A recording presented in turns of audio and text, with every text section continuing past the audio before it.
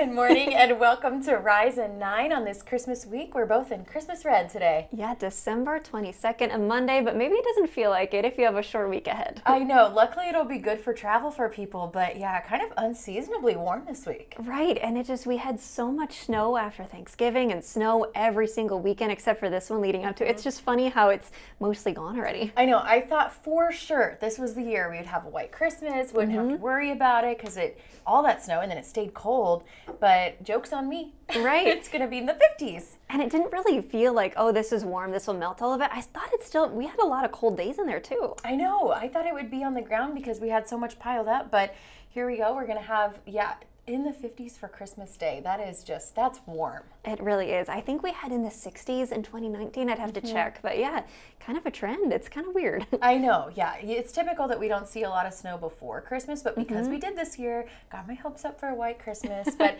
that's okay. It's easier for travel. You don't have to worry about it, which is really nice. Right. It does make it so much easier to not have to worry about snow coming down and even walking around on the sidewalks if you're still doing that shopping or, it's so nice out. Maybe you are going on a longer walk. I've been taking my dog out for some longer walks, and it is nice that you can do things like that too. I know. Yeah. It's feeling like spring out there already. Right. You even have the kids out playing a little bit for a while. Nice. Hopefully it'll stay warm because you know what'll probably happen. We'll get a bunch of snow in like March. Right. It does seem like the winter is like you'll have snow a little bit later and it'll be cold later in the season. So we'll have to see what happens this year. Yeah, we'll enjoy this week while we got it. Exactly. But a busy weekend, this huge fire that happened in Cedar Rapids. Yeah, this was massive. You've maybe seen pictures online or seen in our newscast, but just a huge fire. And this was near ABC Disposal. And this started Saturday night. It took firefighters like a whole day to put it out. 25 hours was when they were done putting that out. Just that it started with bales of cardboard on fire and those were smoldering. And you could even smell that kind of acrid smell of smoke and see the haze in the air on Sunday morning. Yeah, and I know the fire department said pretty much every firefighter was involved in trying to fight this thing on Saturday night. So busy weekend for firefighters, but they were able to put that fire out, like you said, about 25 hours later. Yeah, now the cleanup process starts for the people who work there. It's probably going to be a big job ahead too. Yeah, busy and on the week of Christmas, so just kind of unfortunate. Right, but something that would pay for a lot of presents if you still need to buy some for Christmas, if you won the lottery, it's $1.6 billion. The lump sum is $700 million. It's so much money. It's so much money, and somebody out there bought a Powerball ticket at Quick Start in Vinton, and they got all the numbers except that Powerball, but still $1 million. So check your tickets. Yeah, this might not be something that that even if you match all the numbers but not the Powerball, you still win a lot of money. And in this case, $1 million. Yeah, so double check those tickets. We wrote these numbers down. It's 4, 5, 28, 52, 69, and the Powerball, which they didn't get, was 20. But again, if you just have those other 5 numbers, $1 million? It's not the whole lottery jackpot, but $1 million is still nice. And I really hope they kept their ticket and didn't think like, oh, I didn't get the Powerball, so this is worth nothing. Yeah, I hope they have it too. They have till June 18th to claim the prize. So gosh, what a Christmas gift for somebody out there. Right. Maybe that is what well, I suppose you wouldn't really do that. Some people buy scratchers or something, but yeah. Yeah, you never know. Maybe it's in somebody's stocking. Right. Keep that one away from the fireplace. I know. That would be quite the thing. I'd be like, oh, I should probably share this with whoever gifted it to me. Right. Yeah, I don't think this is the biggest Powerball ever, but that is a lot of money. That is quite a bit of money. And they'll draw the Powerball number tonight. You mentioned the amount there. It's insane. And the winner, if they do the lump sum, $735 million. Right. And there hasn't been a winner since September. The odds are winning in like something in millions, but you don't win if you don't play. I know, right? I know. I've only tried it a couple times and didn't win, but you never know. Somebody's going to win. Somebody eventually. has to at some point. Yeah, but that's so fun when it gets really big like that, and it's awesome that somebody local has that $1 million ticket. Yeah, we'll have to find out who that is maybe. Yeah. But someone who won the lottery in love are this couple who have been married for 80 years. Yes, this is Eldon and Arlene Moon. This was the We the People. This was such a cute story. I can't even imagine. 80 years they've been married. Yeah. And they had a whole gathering, like so many people out there singing carols. It was a whole celebration.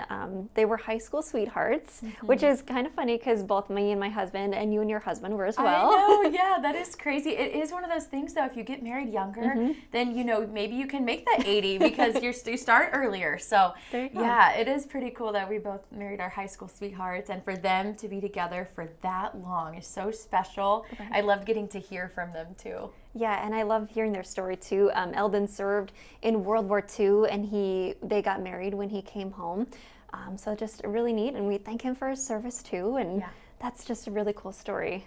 That's such a long time to be I married. know. They seem very happy too, and they're like, I it just know. is a normal life. We, built a house, had a couple kids. He worked as Yeah. a teacher, educator around here. Yeah, a great life. They said they have no regrets. So yeah, I know. I was trying to do the math. I don't know how old they were when they got married, but like for 80 years, I mean, that's like a lifetime. That's a long time. Right. The daughter said, I believe, if I'm remembering the story right, that the wife was going to be turning 100 next year. I'm not Yeah, sure how old. that's what she said.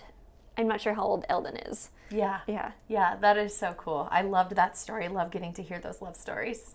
Right. Absolutely. And in this week's Working Iowa, kind of a fun story too. I went over to Czech Village for Pahoda Patio and Pop-Ups. These are brand new, so maybe you haven't seen them yet, but they're these 3 little pop-up shops that were built in Czech Village, kind of in the patio area next to a new bookstore that also just opened recently. And they just allow small businesses to kind of be like an incubator. You know, you can start, you can be right on a busy street of, Right. Czech Village and get all that foot traffic and stuff, but you don't have, the cost of having a big lease of like some storefronts maybe would be in Czech Village.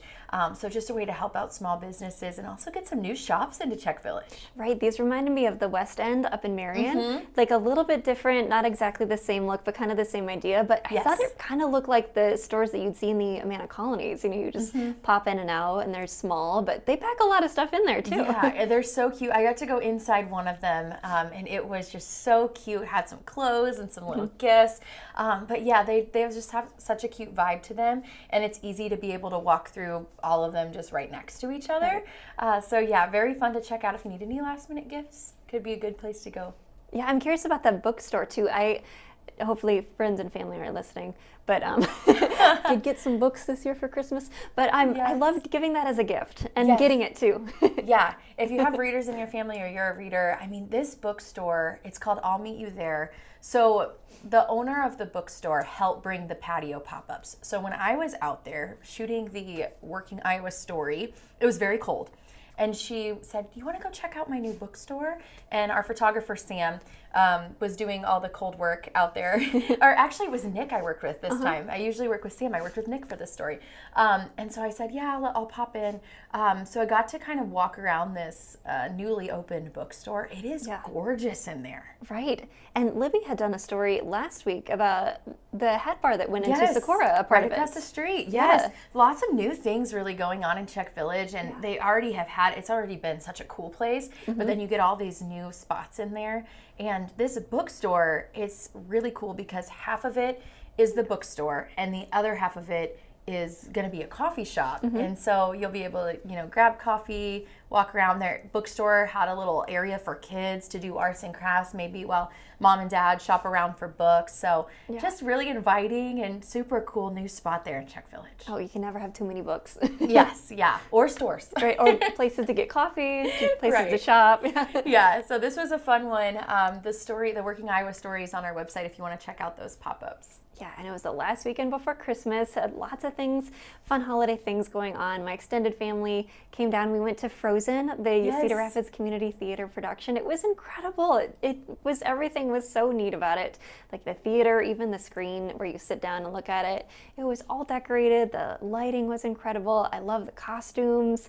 One of my favorite moments from it, though, was the big song from Frozen, Let It Go. Oh, yeah. The big reveal when she goes from her coronation dress to the sparkly dress that you're familiar. Ooh. There were 2 dancers, and they just pulled it off flawlessly, literally. Oh my gosh. And you could tell how excited the crowd got, and that just fed the performers. It was just such a cool moment. I'm just getting goosebumps just thinking about it. Oh my gosh, and I'm always so impressed whenever I see a show at TCR.